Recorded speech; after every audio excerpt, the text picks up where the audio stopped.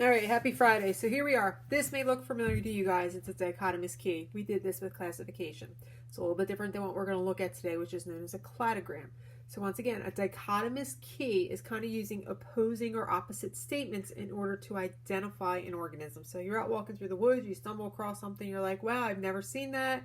Let me see if anybody's really discovered it. And you start looking at opposing statements. Does it have wings? No wings. Does it have antenna? No antenna. And it helps you to identify something.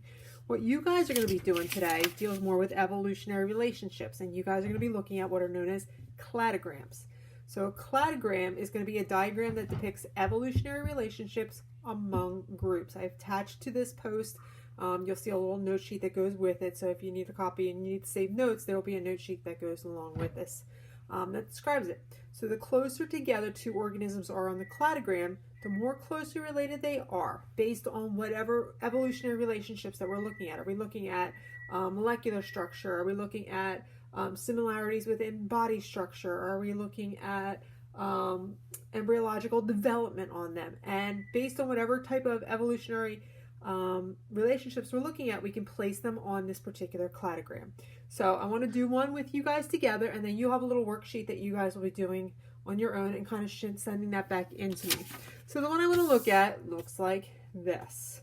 So you guys have a little chart, and on the chart you guys have some organisms. So we are looking at the organisms: shark, bullfrog, kangaroo, and human. And we're going to go, hey, you know what? How closely related are these? If they were on this kind of phylogenetic tree, evolutionary tree, which two organisms would kind of stay along that tree together, meaning they're more closely related? So I'm going to be looking at different structures for them or characteristics. Vertebrae, spinal column, two pairs of limbs, mammary glands, and placenta. So what I would do is I would kind of go through, fill in the chart, and say, okay, which organisms have a backbone? And I'm going to go through and kind of fill them all in. So organisms with a backbone. Oh, yep, shark's got a backbone. Bullfrog, absolutely. Kangaroo, absolutely. Human. Okay, so all of them have that particular characteristic. Two pairs of limbs. Well, shark's got fins, so he doesn't have any limbs. We're going to leave that one blank. Bullfrog, he's got some limbs. Kangaroo, absolutely, he's got limbs. And of course, we humans have limbs. Mammary glands, which means they produce milk for their young. So the frogs, you guys will see this a little bit more next week, are going to go and lay eggs. They kind of lay this jelly-like egg. They have to return to water in order to lay these eggs. That's where the tadpoles come from. They eventually form into frogs. So no, they don't really nurse their young. They don't have mammary glands that the young are going to kind of feed off of. Kangaroo, absolutely. Human, absolutely. Placenta meaning connecting mom and the baby, and it's kind of forming inside. If you guys have ever seen kangaroo birth, check it out on YouTube. When they're born, they are about the size of, let's say, like your little pinky from your knuckle all the way up to your nail, and they actually climb all the way up into mom.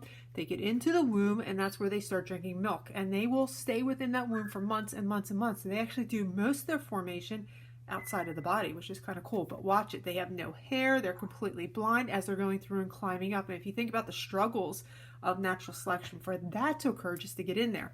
So getting back to where we are, sharks don't have placentas, bullfrogs don't have placentas, kangaroos do not have a placenta. Human, absolutely. So we want to see, well, what organisms are more likely in common. So you're going to see this little phylogenetic line or tree that we have here. And along my slashes that go through the line, you'll see this on your worksheet as well. This is where we're going to put our traits that kind of separate out our organisms. So as we're going through and we're looking at it, I want to say, okay, what trait do all of my organisms have? And my organisms are going to be on these lines going straight up. So I have 4 organisms, they're going to go there. We have to figure out what order they go in. Whichever one's at the top has more characteristics in common. So my trait that all of them have in common, well, they all have vertebrae. So I can actually put that trait down the bottom here. So I know that all of them are going to have vertebrae.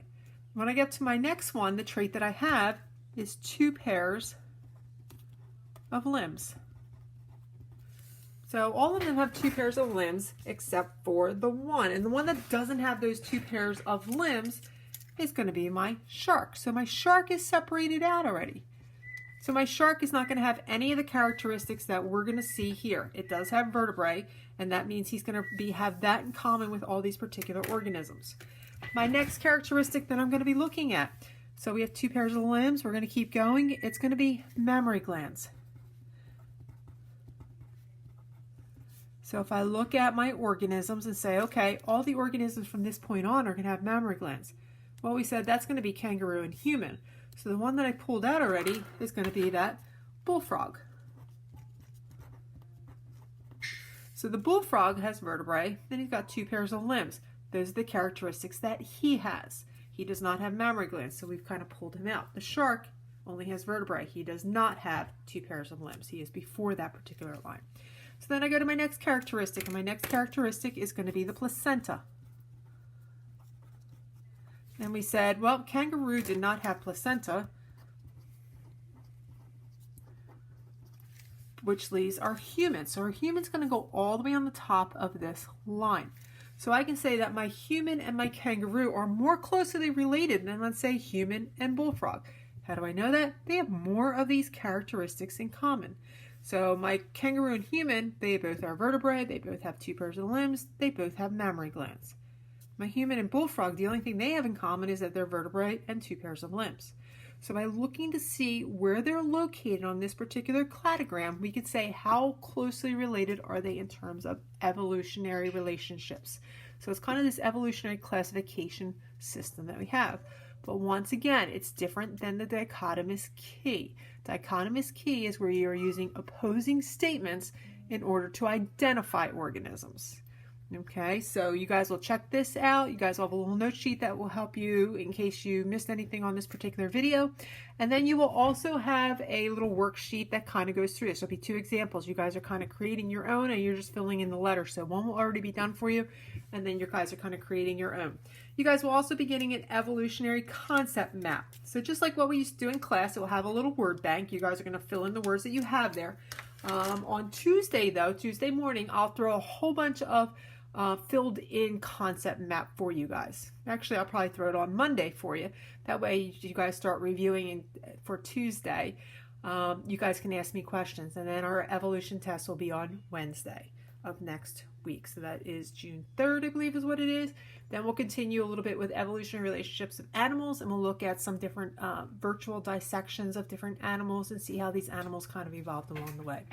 All right, have a great weekend. You guys know where to find me. So if you have questions or are confused on anything, anytime you guys need to Google me, send me a little message. Okay, so we'll catch up a little bit later. Have a great weekend. Thanks.